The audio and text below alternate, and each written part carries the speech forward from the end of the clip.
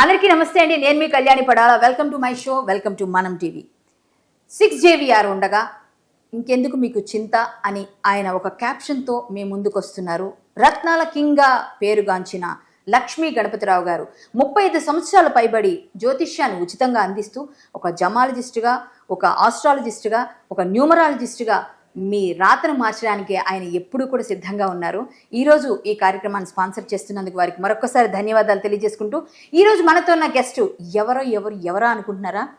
నవ్వడం ఒక భోగం, నవ్వించడం ఒక యోగం, నవ్వలేకపోవడం ఒక రోగం అన్నారు. అది నిజమండి. తన హాస్యంతో కడుపుబ్బా నవ్విస్తూ విలన్గా ఎంటర్ అయ్యి తరువాత అనేక క్యారెక్టర్లో తన పరకాయ ప్రవేశం చేశారని చెప్పాలి. ఆ పాత్రలో అలా పరకాయ ప్రవేశం చేస్తూ తనకంటూ ఒక ప్రత్యేక గుర్తింపు తెచ్చుకొని ఒక హీరోగా, ఒక విలన్గా, విలక్షణ నటుడుగా, కమేడియన్గా, ఇప్పుడు అనేక కార్యక్రమాలకి న్యాయ నిర్ణేతగా కూడా ఇప్పుడు ఉంటూ తన అన్ని విధాలా కూడా భగవానుని పేరుని తనలోనే నింపుకొని ప్రొడ్యూసర్స్ పాలిట భగవానుడు అయ్యాడండి ఆయన. ఖచ్చితంగా ఆయన ఉంటే నవ్వులు పూయిస్తారు, అందరికీ కూడా ఆనందాన్ని పండిస్తారు. సెట్ ఎప్పుడు కూడా ఆహ్లాదకరంగా ఉంటుంది. మాటలో కూడా ఒక పంచి, పలకనామకే పంచి అన్నట్టుగా పడుతూ ఉంటాయి అందరికీ. సో ఆయనతో కలిసి నటించడం, ఆయన చాలాసార్లు మేమందరం ఆయనతో కలిసి ఆత్మీయ సమ్మేళనంలో పాల్గొనడం చాలా చాలా సంతోషాన్ని ఇస్తూ ఉండేది నాకు. ఈరోజు వారిని మన ముందు ఇక్కడ కూర్చొని వారిని ఇంటర్వ్యూ చేసి వారి గురించి తెలుసుకునే విషయాలు మీ అందరికీ చెప్పాలని నా ఆతృతని మీరు కూడా అర్థం చేసుకొని చాలా క్లియర్గా వినండి. చాలా చాలా బాగుంటుంది ఇంటర్వ్యూ. మన కృష్ణ భగవాన్ గారిని మీ అందరికీ పరిచయం చేస్తున్నాను. నమస్కారం అండి కృష్ణ భగవాన్ గారు. నమస్కారం. 6JVR లక్ష్మీ గణపతిరావు గారు 35 సంవత్సరాలుగా జ్యోతిష్యం చెప్తున్నారు. మీకు ఎవరికన్నా ఇంట్రెస్ట్ ఉంటే వెళ్ళి వారితో జ్యోతిష్యం చెప్పించుకోవచ్చు. అలాగే వారు రత్నాలు కూడా ఇస్తారు, మీ తలరాతను మార్చుకునేలాగా. ఆ ఇంట్రెస్ట్ ఉన్న వాళ్ళు కూడా వెళ్ళి రత్నాలు తీసుకోవచ్చు. నాహం కర్త హరిం కర్త హరియేవ కేవలం అన్నారు. మీరు ఈ భగవద్గీత మాకు ఈ షోలో ఇవ్వటం అలవాటు. ఈ భగవద్గీత మీకు ఇస్తున్నాను, ఇది మీరు ఇక్కడ పెట్టేసుకోండి. తర్వాత ఆ స్వామి మీకు అనుగ్రహం. పేరు కూడా నా గురించి మీరు అన్ని అబద్ధాలు చెప్పారు. నేను ఎక్కడ చెప్పాను సార్ అబద్ధాలు? ఎలక్షన్ నటుడు, చాలా మంది ప్రొడ్యూసర్ లాభాలు తెచ్చాడు ఇవన్నీ సార్. మీరు నిజంగా చేశారు. ఇప్పుడు నేను కోర్టుకు వచ్చానా, తప్పు చేశానా? మీరు కోర్టుకే రాలేదు, భగవంతుడి కోర్టులో మనందరం ఉన్నాం. చూసారా, మీరు ఎక్కడ ఉంటే అక్కడే కోర్టు. మీరు జడ్జిగా ఇప్పుడు ఉన్నారు కదా సార్, జడ్జి కాబట్టి అట్లా అన్నాం సార్. జడ్జి గారు ఏం చెప్తారు అంటే జడ్జి అబద్ధాలు చెప్తాడనా? జడ్జి గారు నిజాలు చెప్తారు. మీరు భగవంతుని ముందు అంటే భగవద్గీత ఇచ్చి చెప్తారు కదా. నేను ఏదో చిన్న ప్రయోగం మిమ్మల్ని చూడగానే, ఇప్పుడు మీరు జబర్దస్త్లో మీరు జడ్జిగా ఉన్నారని ఊరికే అట్లే ఏదో ప్రయత్నం చేశా, కానీ అది నాకే పడింది పని. నేను కోర్టులో ఉన్నానా అని అడిగారు. కోర్టులే కాదు, మీరెందుకన్నా అబద్ధాలు చెప్పారు? నేను అబద్ధం ఎప్పుడు చెప్పలేదు. ఇదన్నీ నా గురించి నిజాలే సార్. కావాలంటే మా ఆడియన్స్ ఖచ్చితంగా మీ కామెంట్స్ లో పెడతారు. సార్ ఇప్పుడు ముందు మీరు ఎలా ఉన్నారు? బాగున్నారా? హ్యాపీగా ఉన్నారా? అది మీరే చెప్పాలి సార్. మీరు ఎప్పుడు హీరో, సిమ్రాన్ గారు పక్కన హీరోగా చేసిన మీరు బాగా పడవేంటి సార్? ఇది సిమ్రాన్ పొగిడినట్టుంది కానీ నన్ను పొగిడినట్టు లేదు. ఆవిడ పొగిడితే హీరో గారిని పొగిడినట్టే, హీరోయిన్ గారిని పొగిడినట్టే. సిమ్రాన్ గారిని పొగడక్కర్లేదు సార్. సిమ్రాన్ గారు అప్పుడు బాగా టాప్ హీరోయిన్. ఆ సమయంలో మీరు జాన్ అప్పారావు ఎస్, ఆ సినిమా గురించి నేను చూసి అబ్బాబ్బలే చేస్తున్నారే సార్ అనుకో. డాన్సులు, పాటలు అన్ని అసలు అదే అబద్ధాలు, డాన్సులు ఏదో ఇలా ఊపారుగా కొంచెం ఇట్లా ఆవిడ డాన్స్ చేస్తుంటే మీరు పక్కన నడవడం సూపర్ ఉండింది సార్. మీరు జనరల్గా మిమ్మల్ని ఇంటర్వ్యూ చేయాలంటే ఫస్ట్ నా కాళ్ళు అనుకుతున్నాయి. ఎందుకు? మీరు మా సీనియర్, చాలా సినిమాలు చేశాం కదా, కలిసి చాలా చేశాం కాబట్టి ఈ మాత్రం ధైర్యం చేశా. వేరే వాళ్ళు అయితే మీ పంచులు కష్టం. అయ్యో, చాలా సినిమాలు చేశాం కాబట్టి ఆ చనువుతో మిమ్మల్ని కొన్ని క్వశ్చన్స్ వేస్తాను. మీ అంతరంగాన్ని ఆవిష్కరించి నా షోలో మీ వల్ల నేను ఎలివేట్ అవుతాను, నా వల్ల మీకేం లేదు కానీ. కాబట్టి సో మీరు ఫస్ట్, మీ పేరే అప్పారావు అని విన్నాను. మరి మీరు పేరు వంశీ గారు పెట్టారు కదా మీకు, కృష్ణ భగవాన్ గారు అని. అప్పారావు చౌదరి అన్నారు. ఎందుకులండి పాపారావు చౌదరి? ఇవన్నీ చెప్పేసాను, బోరు కొడతాను. ఇంకోటి అడగండి. ఇది కూడా పంచి నాకే పడింది. సరే సార్, మీ మామూలుగా ఫ్యామిలీతో నుంచి మొదలు పెడతాను నేను. పిల్లలు ఏం చదువుతున్నారు? మేడం ఏం చేస్తున్నారు? మేడం హౌస్ వైఫా? ఏమన్నా లవ్ మ్యారేజ్ చేసుకున్నారా? ఇంట్లో వాళ్ళే అరేంజ్ చేశారా? Arrange love marriage. ఒకే అమ్మాయికి పెళ్ళయింది. మేడం ఏం చెప్తా నేను చేస్తాను అంతే. మేడం సార్, మేడం అంతే. ఓ ఇది ఖచ్చితంగా చేయాల్సిందే, లేకపోతే కన్నెర చేస్తారు. సో మీరు ఇండస్ట్రీకి నటుడిగా రావాలని అనుకున్నారా, విలన్ అవ్వాలనుకున్నారా? ఫస్ట్ మీరు విలన్ కదా. విలన్ నటుడు కదా. విలన్ నటుడే సార్. ఎవరండి? చెప్పాను కదా ఇవాళ పంచులు నాకు బాగా పడతాయని. ఓకేనండి ఇది. సార్ బాగా విలన్ కూడా నటుడే మరి. సార్ విలన్ కూడా నటుడే. నేను నటుడు అంటే గబాల్ని ఏమన్నా విలన్ అవ్వాలని రావాలనుకున్నారా, హీరో అవ్వాలనుకున్నారా, కమేడియన్ అలా అయ్యారు అని అనకపోయి మీరు ఏమవుదాం అనుకున్నారు ఇండస్ట్రీలో? గ్యాప్ ఇస్తే చెప్తానా. నటుడు అవ్వాలనుకుని వచ్చాను సార్. ఇలా అయ్యాను. ఇప్పుడు నటుడే సార్ మీరు. ఏ ఇయర్ సార్? అబ్బో 85 అలా వచ్చాను.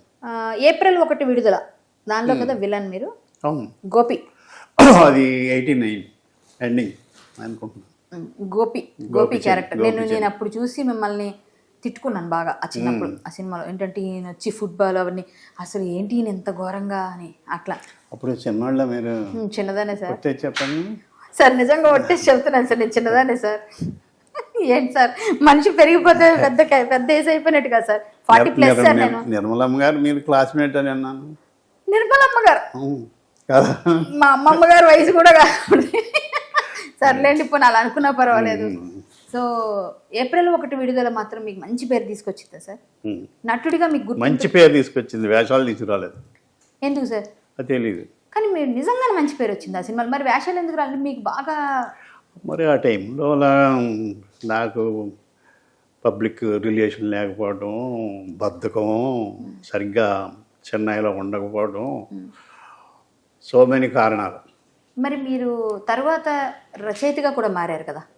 ఏప్రిల్ 1 విడుదలకే రచయిత కూడా, దానిలో వేషంతో పాటు. నేను రచయితనే కాదండి, ఏదో ఆ ఇన్స్టింక్ట్ ఉందని ఈ లోపల వంశీ గారు ఎంకరేజ్ చేయడంతో కొన్ని సినిమాలు రాయవలసి వచ్చింది. ఎన్ని సినిమాలు రాసి ఉంటారు సుమారు? 4 రాశాను. అయితే నా పార్టిసిపేషన్ ఉండేది వారి సినిమాల్లో. మీకు బాగా ఇష్టమైన దర్శకులు అంటే ఎవరిని చెప్తారు? నాకు కె బాలచంద్ర గారు అంటే ఇష్టం. చేశారు వారి సినిమాలో? చేయలేదు. ఒకటి కూడా అంటే సీరియల్స్ కూడా చేశారు ఆయన కదా. అదే ఇలా మిస్ అయ్యాను. అంటే ఇచ్చేస్తారని కాదు కానీ ట్రై చేయవలసింది, అది చేయలేదు. నటన చేయలేదు, ట్రై చేయలేదు. ఆయన మీకు అయితే ఒక డ్రీమ్ రోల్ చేయాలని ఉండేది. అంటే చాలా మంది ఉన్నారు ఇష్టమైన డైరెక్టర్లు. రాఘవేంద్ర గారు ఇష్టం, ఇలా వంశీ గారు ఇష్టం, శ్రీనివాసరెడ్డి గారు కామెడీ డైరెక్టర్, ఈవివి గారు ఆయన ఇష్టం, ఇలా చాలా ఇష్టమైన డైరెక్టర్. మీకు ఇండస్ట్రీలో అంటే ఇది నేను చేయలేదు క్యారెక్టరు, ఇది నేను చేస్తుంటే బాగుండేదని ఎప్పుడైనా అనుకున్నారు సార్? ఎప్పుడైనా ఈ క్యారెక్టర్ నాకు మిస్ అయింది అని ఎవరైనా చేసినప్పుడు చూసి అలా ఫీల్ అయినవి ఏమైనా ఉన్నాయా క్యారెక్టర్స్ విషయం? మిస్ అయ్యానేమో తెలియదు నాకు. అంటే డేట్లు ఇచ్చి కొన్ని సినిమాల్లో నన్ను వాడుకోకుండా వదిలేయటం అలా జరిగింది. మరి అది ఎవరన్నా వేసుకుంటే అది మిస్ అయ్యాను అనుకుందానేమో. వచ్చిన వల్ల చేశాను. మీరు చాలా అసలు అంటే సెటైర్ చేస్తారు బాగా, ఎప్పటికప్పుడు స్పాంటేనియస్గా. అసలు మీరు మీరు మీరు మాటలు మింగేశారో లేకపోతే మాటలు లోపల ఎలా వస్తే నాకు తెలీదు. విషయం ఏమిటంటే మీరు ఎవరి మీదైనా సెటైర్ వేస్తే ఫీల్ అయ్యి మేము సీరియస్ అయిన వాళ్ళు ఎవరున్నారా? హీరోలు కానీ, హీరోయిన్లు కానీ, కమెడియన్, స్టార్ కమెడీ, మీకన్నా సీనియర్స్ కానీ? ఇది మంచి ప్రశ్న. ఇంతవరకు కానీ కరెక్ట్ కాదు. మరి ఎవరైనా ఫీల్ అయ్యారేమో, కొంతమంది ఫీల్ అయ్యారు. పర్టికులర్ పేరని కాదు, నాదేంటంటే ఏదో అనాలి, కసి కొద్దీ అనాలనేది కాదు. ఏదో గొంతులోంచి వచ్చిన ఆ జోక్ కోసం జోకేసేది తప్ప ఒక మనిషిని అట్ట చేయాలని నా ఉద్దేశం కాదు. కానీ అట్ట అవుతారుగా, నన్నన్నా నేను అట్ట అవుతాను. అలా అట్టయిన సందర్భాలు కొంతమంది ఉండుండొచ్చు, ఉన్నాయండి. అలా ఒక్కటి చెప్పండి మాకు, ఎవరైనా ఒక పెద్ద ఆర్టిస్ట్ కానీ కమెడియన్ కానీ ఒక్కటే చాలు. చాలా మంచి ప్రశ్న వేశారు, గుర్తులేదు నాకు.